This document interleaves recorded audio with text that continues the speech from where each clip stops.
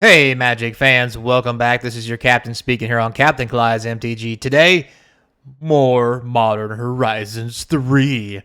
And we actually got some new ones, got some reprints, and some of the same old that sneaked out into the dark web. But hey, it is what it is, right? So before we get started, don't forget, comment, like, subscribe, hit that notification bell, the comments down below, feed that YouTube algorithm. We broke 180. We're still looking to get to 1,000. Help a player out. It'll be giveaway time when we get to 1K. So, without further ado, don't forget to check out links in the description. Hi, I got you, didn't I?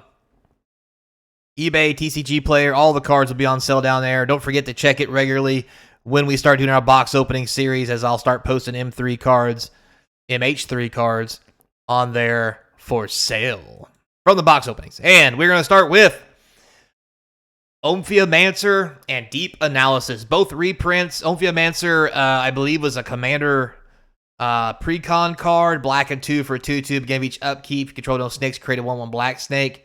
Don't quote me on that, but I'm pretty sure it was. I mean, hell, I could be wrong. Deep Analysis, powerhouse card. Blue and 3 to draw 2 cards. You can flash it back for a blue 1 and pay 3 life. Sadly, we have better cards than this now.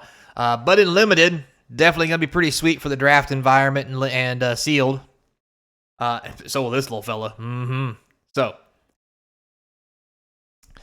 also we have the Unstable Amulet. I think we've seen this one already. A red and 1 artifact. When it enters the battlefield, you get 2 energy. Whenever you cast a spell from anywhere but your hand, deals 1 damage to each opponent. You can tap, pay 2 energy, exile top card of your library, and play it until you exile another card with the Amulet. Very good card for an energy deck. Especially since it's basically tap draw. Just tap and draw. So, yeah. We do have a new one, Collective Resistance of green 1. Escalate 1 green. You can pay this cost for each mode chosen beyond the first. So, for 2 green, you can get Destroy an Enchantment, Destroy an Artifact, or Creature gains Hexproof. Very powerful. If you pay an extra green, you get 2 effects, which could be a Disenchant, Artifact, and Enchantment, or any combination thereof. For a whopping 3 green and 1, you get it all. The full Monty. But this card is amazing. It's going to see play. It's a Disenchant and a Hexproof spell to protect your stuff. I mean, there might not be a deck for it right now, but some decks playing green is going to want this. It seems too good not to get played. However, that's what I thought about myself, too. Anyway, Argent Dais, white and 1 artifact. It enters the battlefield with 2 oil counters on it. Oh, we're back to oil counters again. Whenever 2 more creatures attack, put an oil counter on the dais. Tap for 2 colorless. Remove 2 oil counters from the dais. Exile another target non-land permanent. Its controller draws 2 cards. Interesting. So for 4 mana, you can kill something the turn it comes out and let them draw 2 cards. Or you can do it to your own stuff to draw 2 cards if you know your stuff's going to die. Interesting. I'm sure it's got some form of play. Probably going to be best in limited, though, or commander. But, I mean, it's kind of sweet, not going to lie. We have the actual real spoil of Wrath of the Skies. We've already talked about this. It's 2 white and X. You get X energy, which, yeah. Then pay any amount of energy, destroy each artifact, creature, and enchantment with mana value less than or equal to the number of energy you paid. The simple fact that you can fireball your energy onto the field is absurd.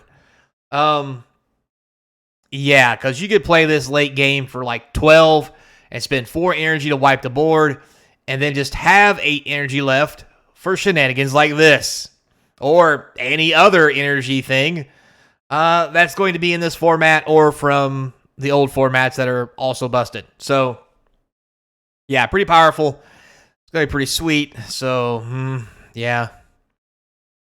Coming up next, we have reprints of Barbarian Ring and Celiphic Coliseum. This leads me to believe we will see all of this land cycle from... Oh, it's not Exodus. Odyssey. From Odyssey. Barbarian Ring, great card. Celiphic Coliseum, a great card. People have been wanting this for a long time for Celiphic Breakfast, and they're going to be happy to see it, especially since they can get it in foil. So, happy to see this. This, not so much. Brings back good memories. I like it. This we needed. Necro Bloom finally gets the real spoil. We talked about it already. Black, green, white, 1, 2, 7, yada yada, landfall, make stuff. Emperor Bones, we talked about this one as well. It's a black and 1 for a 2/2 at the beginning of your turn. You exile to 1 target card from a graveyard for a black and 1 you can adapt to. When 1 or more +1/+1 counters are put on the bones, put a creature card exile with it onto the battlefield under your control with a Fidelity counter, gains haste, sacrifice it at the beginning of your next end step. Ooh, daddy, nothing better than this to, cheat some stuff into play. And let's be honest, it's going to be something big. So this is probably going to see a lot of play in Modern, and at least tried out, if not used, for the simple fact that Grizzlebrand. Wow, I'm having a brain fart. Archon, the big multicolor bitch that you draw your whole fucking deck at 7/7 in life. I mean, they're Emrakul, you name it. Like, it's gonna do it all. It's gonna do it all because don't forget this. I know people are saying, "Oh, you can't do it with Emrakul. It shuffles in your library." Well, so fun fact. If you have a way to mill your opponent or yourself, it entering the graveyard causes a trigger which you can then adapt in response, jerk it out of the graveyard. Yes, it will have a finality counter. Yes, it will be sacrificed at the end of the turn.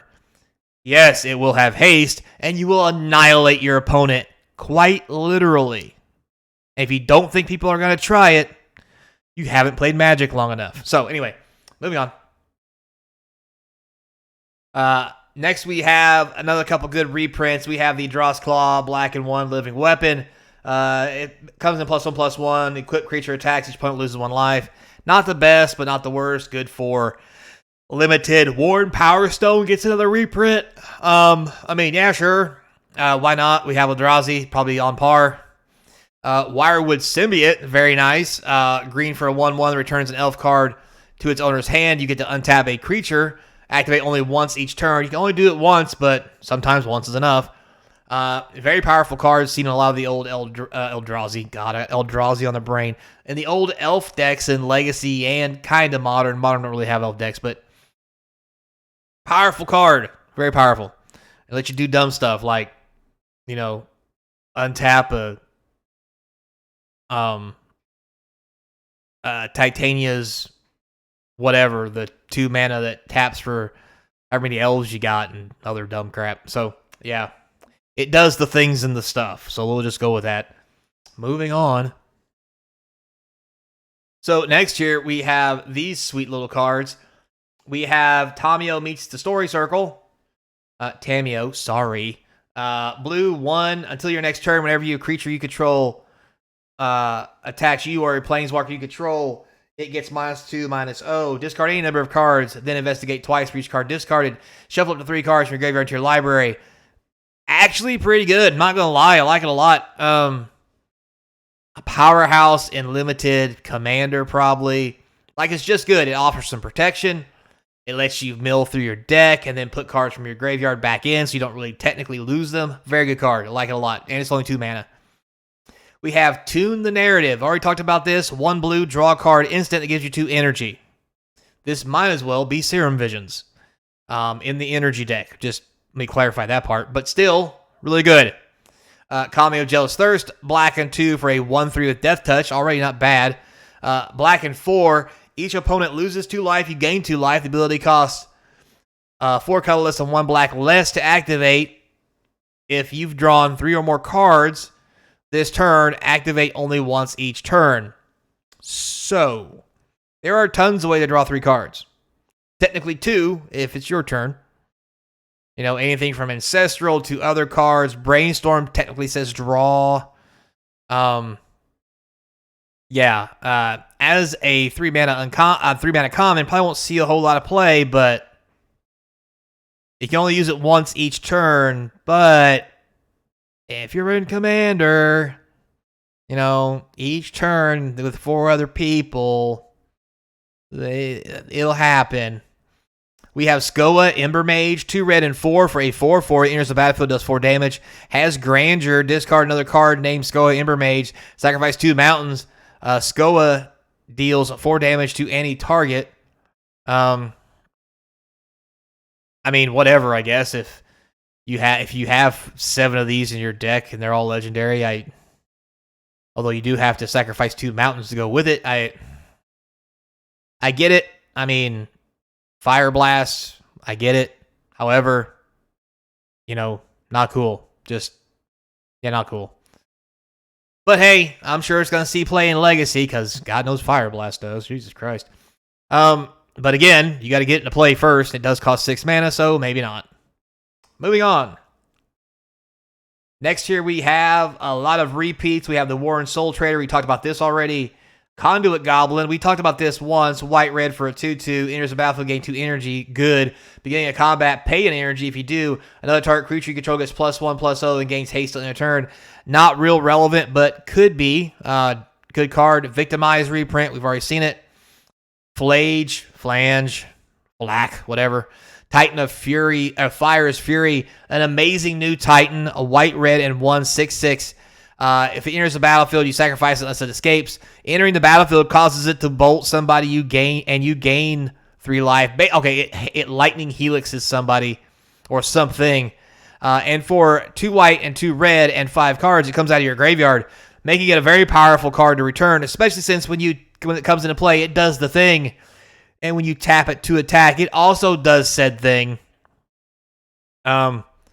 This is going to see a lot of play in sideboards, if not main decks, against aggro decks, among other things. And it's a 6/6. It's freaking huge. And how do you kill somebody who's gaining 3 life every turn while trying to punch you in the face and bolting your shit? I mean, I talked about it once already. We won't go too far into it, but damn! Next we have Voltstorm Angel, 2 white and 3. For a 4/4, enters, you get 3 energy. If you get combat your turn, pay 2 energy. If you do, you can get Vigilance and Lifelink to end of turn, or other creatures get +1/+1 to end of turn. It's fine. Gonna be great for Commander and Sealed. Amped Raptor, red and 1 for a 2/1 first striker. That's already amazing. When it enters the battlefield, you get 2 energy. Bonus. Then, if you cast it from your hand, exile cards top of your library. Until you exile a non-land card, you may cast that card by paying an amount of energy equal to its mana value rather than paying its mana cost. This is almost Cascade. In the deck with energy, this is Cascade. For anything. So, yeah, I think it's going to be popular. I think it's going to see a lot of play. Moving on. Eldrazi, Ravager, colorless mana, and 5 for a 6/6 Annihilator 1. Sacrifice 2 Eldrazi, return it from the graveyard to your hand, cycling 2. We all know Eldrazi love to make each other. Wait a minute. Like to make tokens. Make tokens, that is. Which you can sacrifice to get this thing back. So, yeah. Essence Reliquary. I'll get it right. White and 2 for an artifact that says tap, return another target permanent you control, and all auras you control attached to it to their owner's hand activate only during your turn. Now, mind you, this does not say anything about sacrificing something. So this could easily be part of a combo deck in enchantment/aura decks where you play auras, draw cards, yada, yada, yada. Like, this is so much going on here. It's just silly. Yeah, I think this is going to be a sleeper.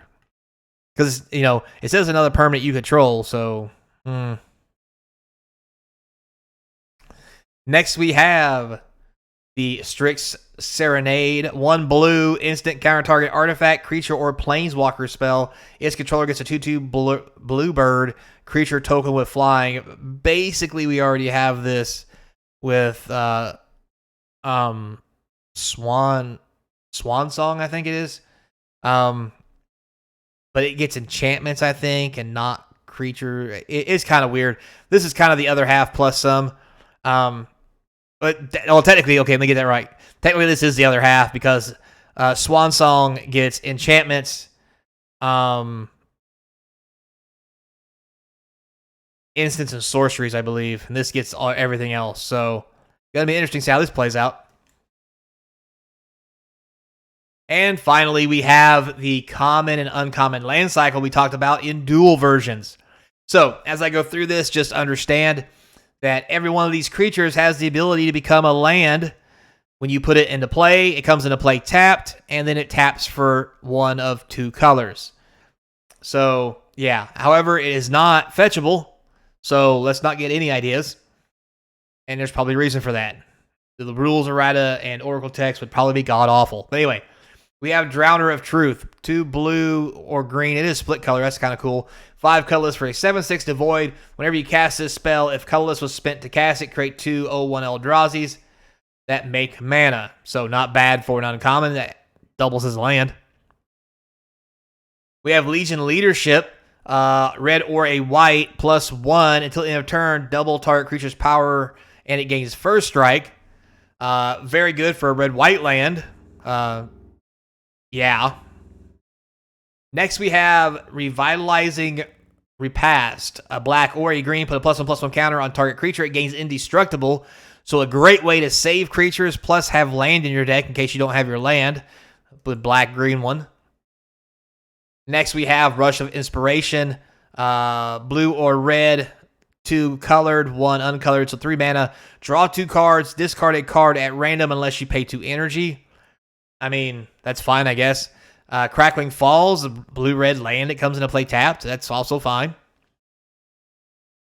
Glasswing Graves, white or a black. 5 total, 3 colorless. Enchanted creature gets +2/+2 and has flying and lifelink. That's very powerful. And in the early game, it is a land also that is white and black. So also very nice. We then have the Strength of the Harvest. That is a white-green version. A 1 white or 1 green and 2 3-color total. Enchant creature gets +1/+1 for each creature and or enchantment you control. This is going to be powerful because it says creature or enchantment. And it's only 3 mana. This is very good, almost an Ancestral Mask. Very close. So yeah, look for this one to be on the list. Stomp. A green or a red and 1, so 2 mana. Target creature control deals damage equal to its power to target creature or planeswalker you don't control. As a land, it is a red-green one. This is going to be a 3 or 4 of in several decks because of what it does. I mean, because nothing else, it's a land. It's going to be good in Limited, probably good in Commander. I mean, it might not be that great in Modern, but, I mean, there's Pioneer and other formats. This just seems too powerful for a red-green to not include at least one of these in your deck. Next, we have Blood-Soaked Insight. Red or black, 5 colorless, total of 7. This spell costs 1 less to cast for each 1 life your opponent has lost this turn. That makes it really enticing. Target opponent exiles top 3 cards of your library. Until the end of your next turn, you may play those cards. If you cast a spell this way, mana of any type may be spent to cast it. At least it's not free casting. That would have been awful. Sweet Jesus. This land comes into play tapped as a red-black land. So this is another really good one. Could be used in some red decks because it was not hard, I'm not even going to lie, to throw 5 damage at your opponent's face and then cast this for 2. So, yeah. Next, we have Waterlogged Teachings. I really like this one. It's a nice looking one. A blue or black and 3 for 4 mana total. Search your library for an instant card or a card with flash. Reveal it, put it in your hand. Then shuffle. This is a tutor with a land on the backside. This is so powerful for Commander. I think everybody's going to want this card if they're playing black and blue. Great for Limited. I mean, what a great option. Early game, yeah, it's a land. Darn it, didn't get to use it. Late game, I'm going to go find what I need to deal with this problem. So, yeah, an amazing card. Next, we have Suppress and Ray. White, blue, and 3. 5 mana total. Tap all creatures target player controls. You may pay X energy. Then choose up to X creatures. Tap this way. Put a stun counter on each of them. So, probably limited at best because it can tap something down for you to come in for the kill. You can stun them if you have energy, but it's white and blue. But it is a dual land. So, yeah. Not bad. Not good. But still, playable. So there you have it, guys. Lots of cool reveals today. I like the land cycle here. Don't forget, comment, like, subscribe. And I hope to see you across from the game table. Maybe playing Modern Horizons 3. I don't know, considering that the local game store that I was going to go play at is going to charge like $300 for sealed. Jesus Christ.